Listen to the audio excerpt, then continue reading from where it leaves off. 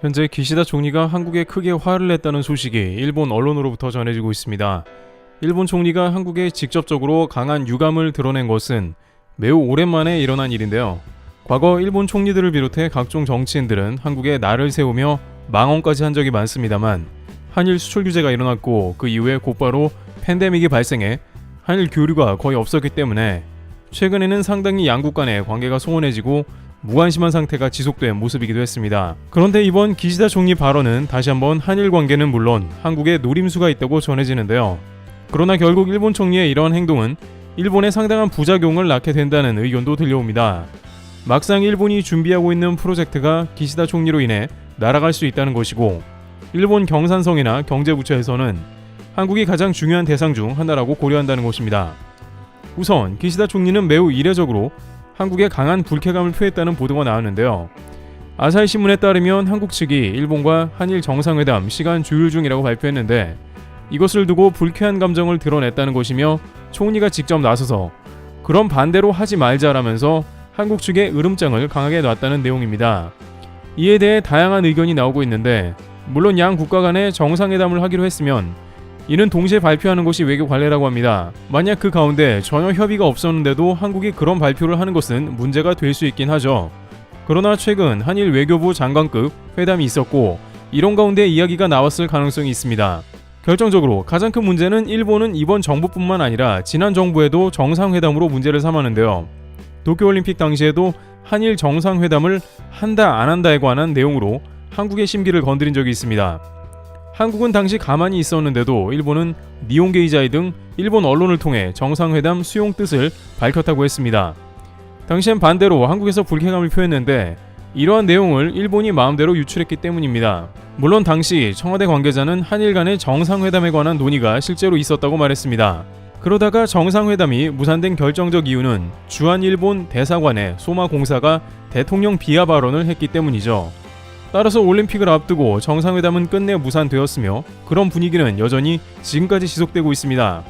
그러나 일본은 계속 아베 전 총리 때도 그렇고 한국의 정상회담을 한다 안 한다 먼저 떠들었습니다. 그러다가 만에 하나 한국이 먼저 정상회담을 얘기할 땐 일본에서 불같이 화를 내는 장면이 있었던 것입니다. 그러나 이번 기시다 총리의 행동은 다소 이해가 안 가며 뭔가 의도한 게 있다는 의견이 나오는데요. 왜냐하면 기시다 총리 본인이 지난 4월에 한일 정책협의단을 만난 자리에서 한일 관계 개선을 말했습니다.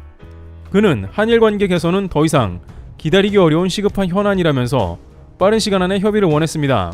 그러면서 한일 우호 협력 관계를 가져가자고 말했으니 자연스레 정상회담으로 연결되는데 무리가 없습니다. 외교가에선 한국의 주한 일본 대사를 만나지도 않는 등 외교 무례를 하던 일본이 자세를 바꿨다고 전했습니다. 그러다가 이제 느닷없이 한국에 대해서 총리가 이례적으로 불만을 들고 나온 상황인 것입니다.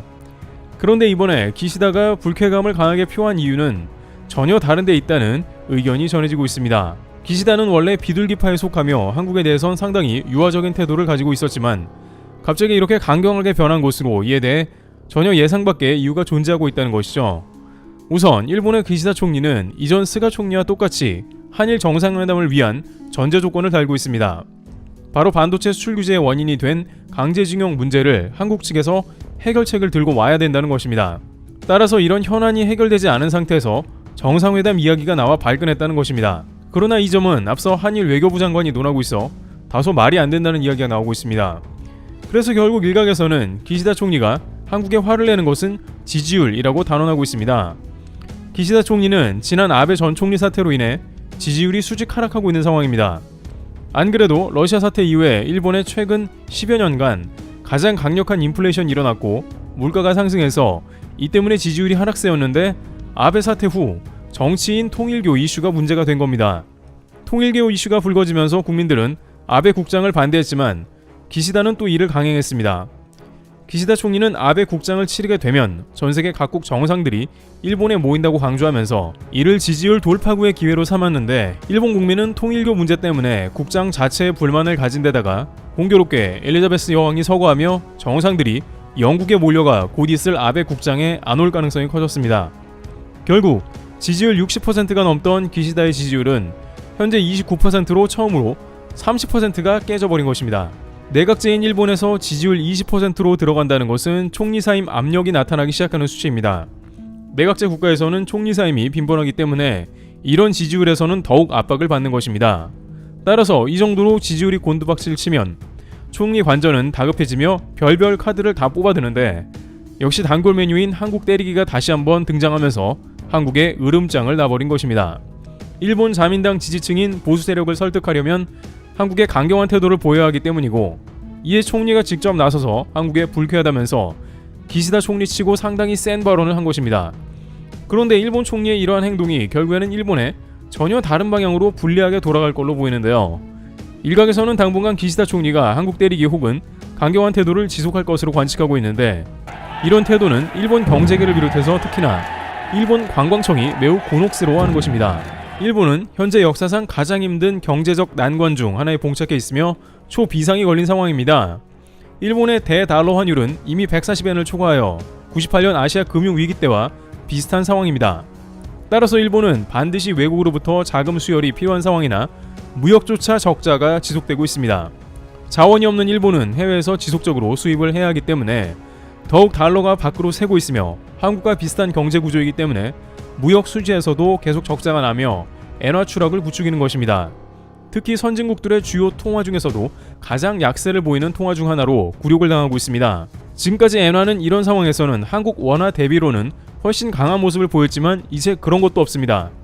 이러다가 일본이 기축통화에서 사실상 제외되며 엔화 가치가 치명적 손상이 올 수 있다는 것입니다. 결국 이 가운데 기시다 내각은 경제 때문에 가장 꺼리던 결정을 내리게 된 모습인데요. 경제 살리기를 위해서 국경을 풀고 해외로부터 관광객들을 적극적으로 받아들이자는 것입니다.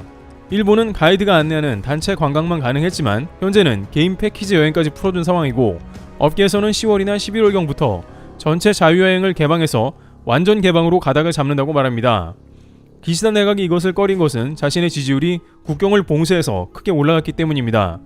일본 내각은 코로나의 책임을 외부로 돌렸으며 강경한 봉쇄 정책은 국민들의 지지를 받았습니다. 그러나 엔화 저하로 경제가 파탄나게 생기면서 어쩔 수 없이 관광객 모객을 결정하게 된 것입니다.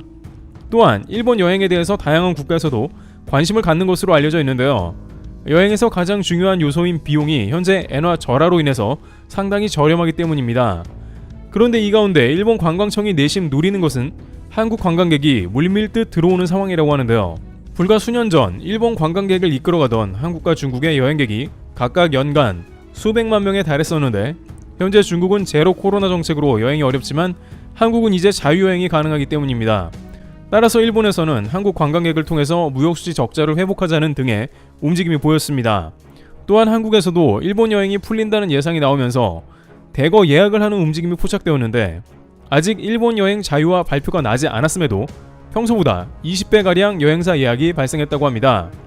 여행사에서는 엔저 효과의 무비자 등으로 2030 세대가 가장 많은 예약을 하고 있다 전합니다. 물론 다른 한편에서는 여전히 일본 여행에 대해 우려를 전하는 모습도 있었는데요. 아직 수출 규제가 해결되지도 않았고 양 국가 간에 충분한 외교적인 문제가 산재한다는 것입니다. 한 누리꾼은 최근 한국인이 도쿄 고급 스시집에서 와사비 사건을 겪었다며 또 그럴 수 있다고 경계합니다. 돈 쓰고 여행 가는데 일본에서는 한국을 우호적으로 안 볼 가능성이 크지 않냐는 이유인 것입니다. 그런데 이런 상황에 기시다 총리는 다시 한번 한국에 매우 강경한 태도를 보인 것입니다. 한일 양국이 외교적인 경색을 보이면 여행 자체도 움츠러들게 되는데 찬물을 뿌린 것이기도 한 것이죠. 실제 2019년 수출 규제 이후에 일본에서는 한국에 여행 가지 말라는 주의보가 내리기도 했습니다. 당시 일부의 일본 언론은 수출 규제로 인해서 한국에 반일 운동이 일어나고 있는 상황이며, 일본인들은 한국 여행에 각별히 주의하라며 가급적 한국에 가지 말라는 보도를 하기도 했습니다. 물론 한국에서는 한국을 찾아온 일본 여행객을 따뜻하게 맞아주고 전혀 문제가 없었지만, 당시 일본이 그랬던 것은 대마도 여행객이 99% 감소하는 등 일본 여행업이 타격을 입자 이에 대한 대응으로 일본 여행객 역시 한국에 가지 말라는 맞불을 놓았던 것입니다. 여행업계에서는 이런 맥락에서 이번 기시다 총리 발언으로 인해 그나마 일본 여행 불씨가 살아나려다가 찬물을 끼얹은 형국이 되지 않을까 우려한다며 관련 동향을 살피고 있는 상황입니다. 일부 누리꾼은 일본 여행은 아직 시기상조라며 충분히 한일 문제가 해결돼야 한다고 강조하면서 최소한 일본 정부가 한국 때리게 하는 동안에는 여행은 안 가는 게 좋다는 이야기를 하고 있습니다. 이와 같이 일본에서는 또다시 한국을 도마에 올려놓으며 각종 외교 무례를 보이는 모습입니다만, 일본이야말로 한국에 진심으로 사죄하고 애써도 쉽지 않은 상황임을 깨달아야 할 것으로 보입니다.